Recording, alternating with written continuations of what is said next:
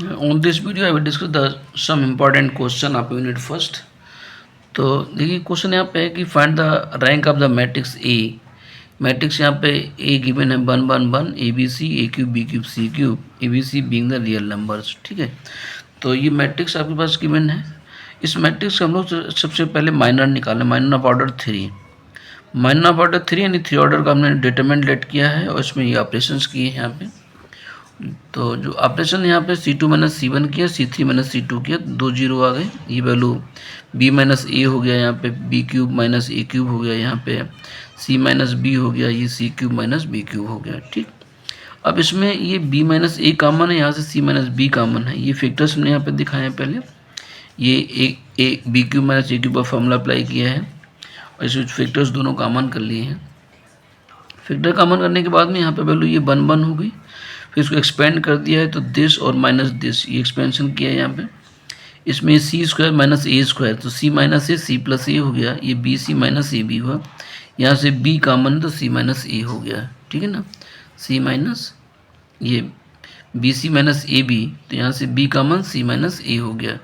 तो इस तरीके से ये इन दोनों से सी माइनस ए कॉमन हो गया, तो ये सी प्लस ए प्लस बी, तो ए प्लस बी प्लस सी हो गया। तो ये माइनर ऑफ ऑर्डर 3 की वैल्यू आ गई है। अब इसमें कुछ कंडीशन अप्लाई करेंगे, उसके आधार पर हम रैंक डिसाइड करेंगे। केस फर्स्ट में कि rank of A equal to 3 then A plus B plus C is not equal to 0। ये वैल्यू 0 नहीं होनी चाहिए और इसमें ये ए बी सी जो है आपस में बराबर भी नहीं होने चाहिए। A is not equal to B is not equal to C, आपस में बराबर ना हो, और बराबर हो जाए तो यहाँ से 0 आ जाएगा। जब 3 ऑर्डर का माइनर अगर 0 हो गया तो उसकी रैंक फिर 3 नहीं होगी। यानी अल्टीमेटली में ये कंडीशन इसके आधार पर डिसाइड करना है कि ये वैल्यू 0 कब नहीं होगी। ए प्लस बी प्लस सी आपका 0 ना हो और ये ए बी सी आपस में बराबर ना हो, तो ये इसकी value is not equal to 0 हो जाएगी, तो रैंक हमारा 3 हो जाएगा। यानी ये माइनर की जो डिफिनीशन होती है, जिस ऑर्डर का minor is not equal to 0 वही उसकी रैंक होती है। तो ये value is not equal to 0 हो जाएगी तो रैंक 3 हो जाएगी। अब रैंक 2 कम हो गया, यानी 3 ऑर्डर का माइनर ये 0 हो जाएगी। ये वैल्यू कब कब 0 होगी, यानी ए प्लस बी प्लस सी 0 हो जाए तब भी हमारा रैंक 2 हो जाएगा, क्योंकि 3 ऑर्डर का माइनस 0 हो जाएगा तो उसकी रैंक फिर 2 हो जाएगी। ठीक है, और A is not equal to B is not equal to C, और ये ए बी सी आपस में बराबर भी नहीं होने चाहिए ताकि ये वैल्यू 0 ना हो, ये 0 हो जाए। इसी को दूसरे तरीके से हम कह सकते हैं कि rank of A equal to 2 then A equal to B is not equal to C. B C के बराबर नहीं है लेकिन ए बी के बराबर है, ए बी के बराबर है यहाँ पे तो 0 कर देगा, लेकिन ये आपस में बराबर नहीं है। ए भी आपस में बराबर नहीं, सी ए की भी बराबर नहीं है। जब ये आपस में बराबर नहीं है तो इस पर फिर कोई कंडीशन हमें लगाने की ज़रूरत ही नहीं है। यहाँ से देख सकते हैं कि ये तीनों आपस में जब बराबर नहीं है तो ये वैल्यू कुछ ना कुछ वैल्यू देगा हमें। फिर केस थर्ड में कि rank of A equal to 1 है then A equal to B equal to C. अगर ए बी सी तीनों आपस में बराबर हैं तो रैंक इसकी 1 हो जाएगी। हमने क्या किया, जो डिटरमिनेंट मैट्रिक्स जो गिवन था बी और सी के स्थान पर ए लिख दिया, तो ये आपके सेकेंड और थर्ड रो हमारे ए के फॉर्मेट में है, ए के फॉर्मेट में है। इनको हम सॉल्व करेंगे डिटरमिनेंट को। तो यहाँ पे ऑपरेशन किया है ये जस्ट ए मिनट, तो यहाँ पे ऑपरेशन कर दिया R2 माइनस ए R1 में ए का मल्टीप्लाई कैसे माइनस कर दें तो 0 हो जाएगा। फिर R3 minus A cube R1, इसमें ए क्यूब को मल्टीप्लाई कर माइनस कर दिया है तो 0। यहाँ पे 1 नॉन जीरो रोज है तो इसकी रैंक क्या होगी, 1 होगी। Having 1 non zero row so rank of A is equal to 1 हो गया है। ठीक है, ये इस तरीके से हम लोग यहाँ पे केस डिस्कस करते हैं।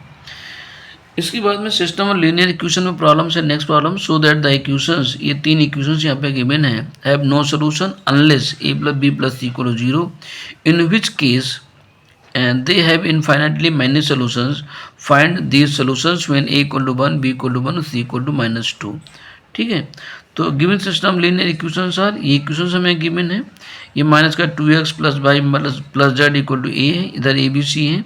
डायगोनल में minus 2x minus 2y minus 2z, और सभी से मतलब कोई मल्टीपल में कोई वैल्यू नहीं है। ये सिस्टम ऑफ लीनियर इक्वेशंस यहाँ पे गिवन है। Now write the augmented matrix यानी coefficient matrix. -2 1 X Y Z के कोएफिशिएंट -2 1 1 और ये ए है। यहाँ से 1 -2 1 और बी हो गया, ये 1 -2 1 और बी, यहाँ से 1 1 और -2 और सी। ठीक है, हमारा टारगेट क्या है, इसको मैक्लैरिन फॉर्म में कन्वर्ट करना है। तो फर्स्ट एलिमेंट शुड बी 1, ये 1 होना चाहिए। तो हमने क्या किया, R1 और R3 को इंटरचेंज किया। ये सारे एलिमेंट यहाँ पे पहुँच गए और R1 के सारे एलिमेंट R3 के प्लेस पे आ गए। ठीक है, इस तरीके से हमने चेंज कर लिया।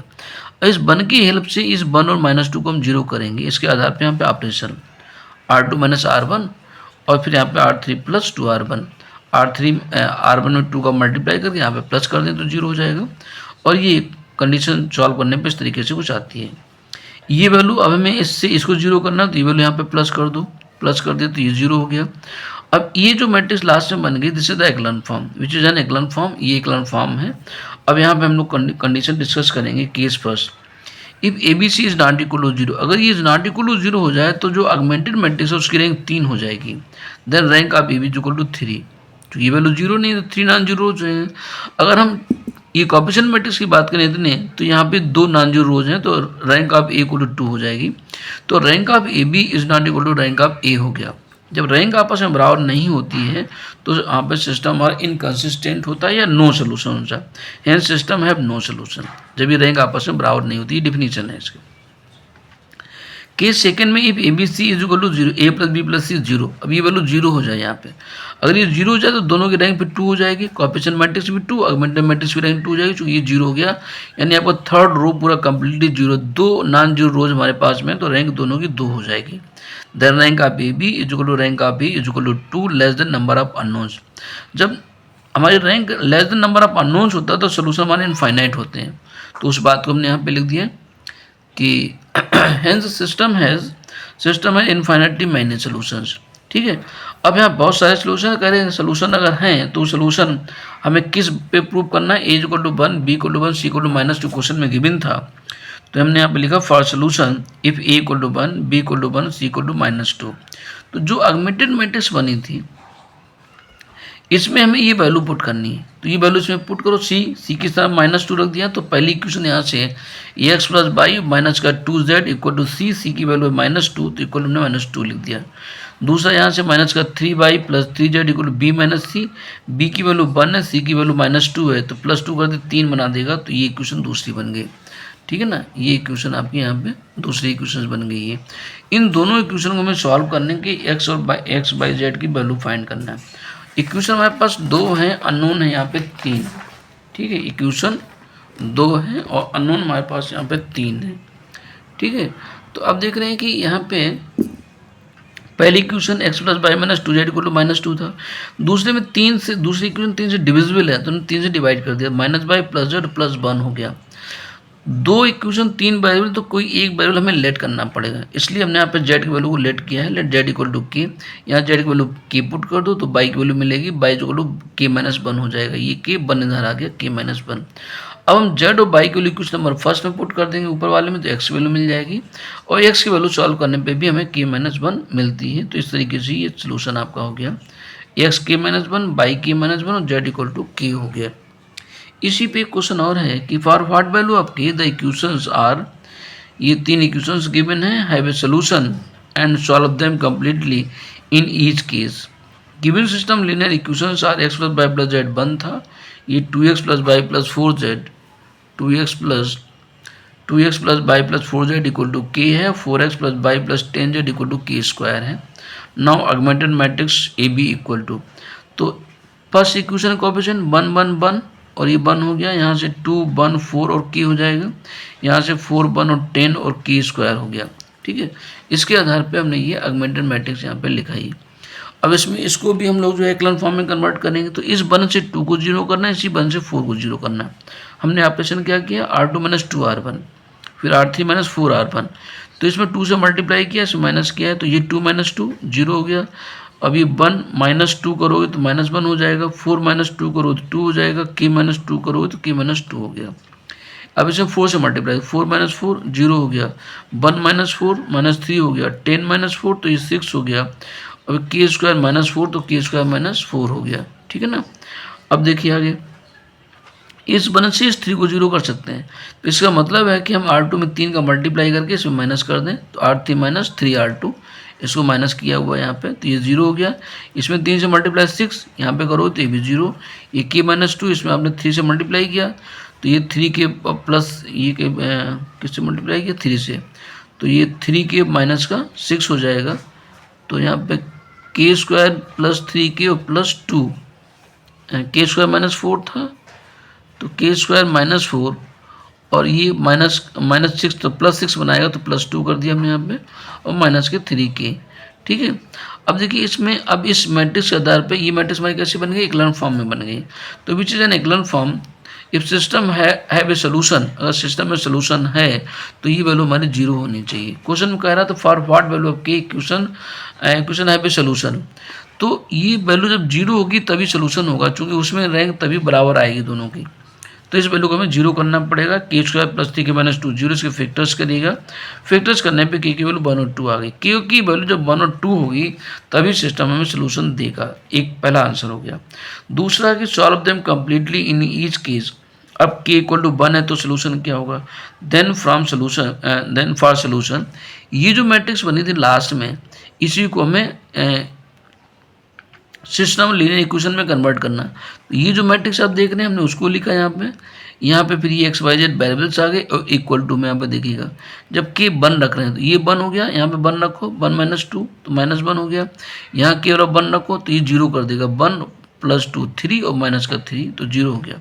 इनको इक्वेशन में कन्वर्ट करो फर्स्ट रो फर्स्ट कॉलम से, फर्स्ट रो अरे भाई ये फिर से मैं डिलीट कर देता हूँ थोड़ा सा कि जब के बराबर 1 लिया तो के बराबर हम यहाँ पे रख रहे हैं। ठीक है, ये मैट्रिक्स हो गई ये वाली, फिर ये वेरिएबल्स आ गए एक्स वाई जेड और फिर यहाँ पे ये 1 है, यहाँ पे के बराबर 1 रखो तो 1 माइनस 2 तो माइनस 1 आ गया, यहाँ के 1 रखोगे तो ये 0 हो जाएगा, ये 1 प्लस 2 3 और माइनस का 3 तो ये 0 हो गया। इक्वेशन में कन्वर्ट करो ये x plus Y plus Z equal to क्या हो गया 1, पहला इक्वेशन। यहाँ से माइनस वाई प्लस का 2z इक्वल टू माइनस 1, दो इक्वेशन आ गए। इन दो इक्वेशन को सॉल्व करके हमें वैल्यू चाहिए एक्स वाई जेड की। तो दो इक्वेशन हैं, 3 वेरिएबल्स हैं, तो हमें एक वेरिएबल की वैल्यू हम लेट करेंगे। तो बाई की वैल्यू हम यहाँ पे लेट कर रहे हैं। ठीक है, तो बाई की वैल्यू हमने यहाँ पे लेट किया, तो सॉरी जेड की वैल्यू लेट किया है, तो जेड की वैल्यू में के लेट किया। अब जेड की वैल्यू यहाँ पे के पुट करो, यहाँ जब के पुट करेंगे तो हमें minus y equal to -1 minus 2z और ये -1 बाई माइनस 2 तो कैंसिल हो गया तो y equal to 1 plus 2k, z की वैल्यू में के लेट किया। अभी जेड और बाई की वैल्यू इसमें इक्वेशन पुट करो तो x 1 minus y minus Z, 1 minus by की वैल्यू यहाँ से 1 प्लस 2k, फिर माइनस जेड की वैल्यू के है तो माइनस की, इसको सॉल्व कर लिया तो वैल्यू माइनस का 3 के आंसर ये आ गया। ठीक है, सिमिलरली इसी तरीके से हमें के इक्वल टू 2 पुट करना है, तब इक्वेशन हमारी ये आ जाएंगे x plus y plus z 1 minus y plus 2z equal to 0। ये 1 और 0 जो मैट्रिक्स स्टार्टिंग इक्लॉन फॉर्म वाली मैट्रिक्स था उसमें के स्थान पर 2 रख के सॉल्व करना है, तो वैल्यू 1 और 0 मिलती हैं। अब इसमें हम लेमडा जेड की वैल्यू लेमडा लेट कर लिया, जैसे वहाँ पे के लेट किया तो लेमडा कर लिया, तो जेड वैल्यू लेमडा यहाँ पे लेमडा रख दो तो बाई को 2 क्या हो जाएगा 2 लेमडा हो जाएगा। अभी जेड और बाई की वैल्यू इसमें पुट कर दो तो x equal to 1 minus y minus z, minus y तो माइनस का 2 लेमडा, फिर जेड तो माइनस लेमडा तो 1 माइनस 3 लेमडा, ये एक्स की वैल्यू हो गई। एक आंसर आपका ये हो गया। ठीक, इसके बाद में नेक्स्ट क्वेश्चन है कि find the eigen values and eigen vectors of the matrix A. ये मैट्रिक्स है, इसका सबसे पहले courtesy equation is given by determinant A minus lambda equal to 0। ये डिटरमिनेंट डायगोनल में लैम्डा से माइनस करना है बस, इक्वल टू 0। डिटरमिनेंट को एक्सपेंड करते हैं with respect to first row, तो ये 2 माइनस लैम्डा इन दोनों का मल्टीप्लाई है, 3 माइनस लैम्डा 4 माइनस का 3 2 6 फिर -1, ये इससे मल्टीप्लाइड होगा तो 2 इंटू 4 माइनस लैम्डा, ये 3 2 6 -6 हो गया, फिर +1 ये इससे मल्टीप्लाई 3 2 6 और ये -3 into 3 minus lambda equal to 0। इसको हमने पूरा कम्प्लीटली सॉल्व किया है, तो ये 2 माइनस लैम्डा इनका मल्टीप्लाई कर लिया है, यहाँ पे लैम्डा स्क्वायर है, ये इधर ही मल्टीप्लाई किया हुआ है, तो ये सॉल्व किया है, इसको देखते जाइए।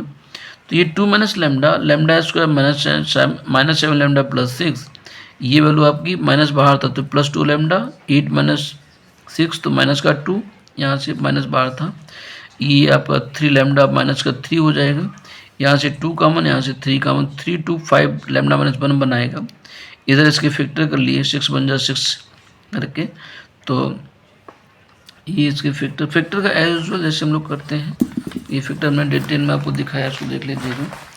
और यहाँ पे फिर जस्ट ए मिनट, तो जो वैल्यू बन रही थी हमारे पास में लैम्डा माइनस वन, ओवरऑल दोनों से कॉमन किया है lambda minus one, 2 minus lambda और लैम्डा माइनस 6 और प्लस का 5 बनना था इक्वल टू 0।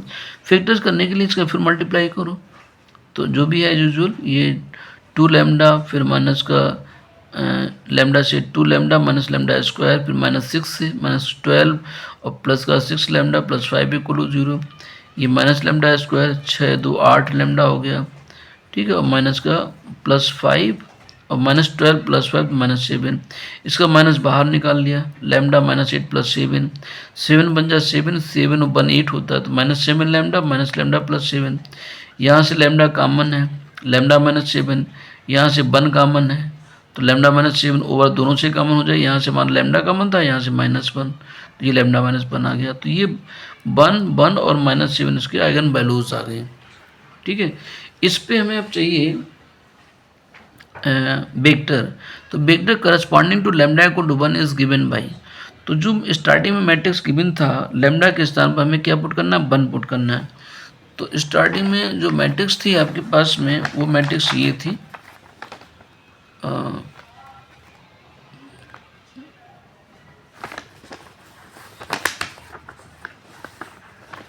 नहीं बन रही,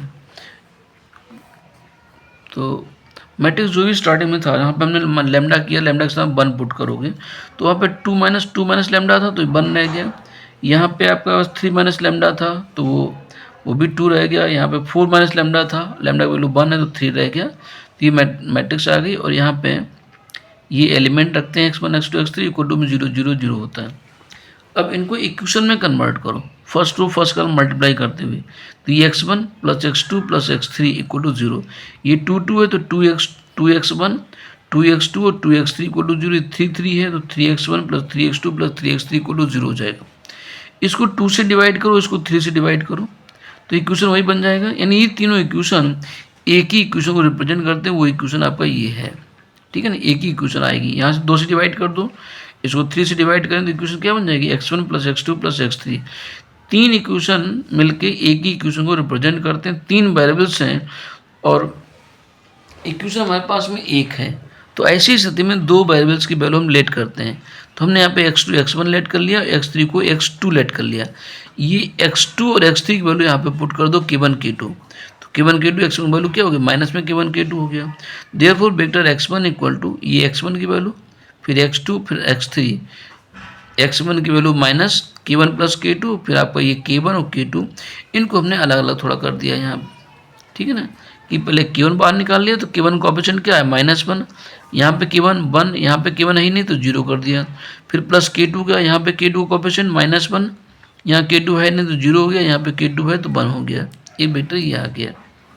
vector corresponding to lambda equal to 7 is given by, अब 7 लेके हमने चल रहे हैं, तो यहाँ पे क्या था स्टार्टिंग में मैट्रिक्स में गिवन था कि 2 माइनस लैम्डा, तो 2 माइनस लैम्डा के साथ क्या 2 माइनस 7 करो तो -5, यहाँ पर ऐसे तरीके से था 3 माइनस, तो ये 4 बच गया, यहाँ पे 4 माइनस था तो माइनस का 3 बच गया, x1 x2 as it is है, मल्टीप्लाई कर ले 3 इक्वेशंस बने, ये तीनों इक्वेशन अलग अलग है, लेकिन ये बीच वाला इक्वेशन 2 से डिविजिबल है तो इसको 2 से डिवाइड कर लिया, ये 3 से डिविजिबल 3 से डिवाइड कर लिया, अभी इक्वेशन ये बन गए। यहाँ पे इसको इक्वेशन नंबर आप फर्स्ट बोल दीजिएगा, इसको इक्वेशन नंबर सेकेंड बोल दीजिएगा और इसको इक्वेशन नंबर हम थर्ड बोल दें, ठीक है ना, ये equation number first second third हो गया। फर्स्ट और सेकेंड को सॉल्व किया हमने क्रॉस मल्टीप्लिकेशन मेथड से, तो यहाँ पे x1 अपान फिर x2 अपान x3 अपान, x1 अपान जब लेते हैं तो 1 इंटू 1, तो हमने 1 लिखा और यहाँ से इसकी मल्टीप्लाई ये -2 देगा, ये -2 इंटू 1 तो -2, बीच में माइनस साइन होता है प्लस हो गया, फिर ये माइनस आता है, ये वैल्यू बंद हो गई, यहाँ पे -5 इंटू 1 तो माइनस का 5 और ये वैल्यू यहाँ पे 1 देगा तो -1, ये x3 में ये क्लोज कर लेंगे, इनके कोएफिशिएंट देखें 5 2 10 प्लस का और यहाँ से ये -1 आएगा, ये 1 है यहाँ पर ये 1 है तो -1, इसको सॉल्व कर लिया तो ये वैल्यू आ गई, ये 3 नंबर 3 से डिविजिबल है तो हमने 3 से इसको डिवाइड कर दिया, तो 1 2 और 3 इक्वल टू k से हमने इक्वल टू k मान लिया, तो x1 क्या हो गया k, x2 -2k, x3 3k, वो वैल्यूज यहाँ पे आ गई। अब इनकी हेल्प से हम वेक्टर लिखेंगे यहाँ पे, तो यहाँ पे जो हमने वेक्टर लिखा आपके पास सामने दिखेगा यहाँ पे, तो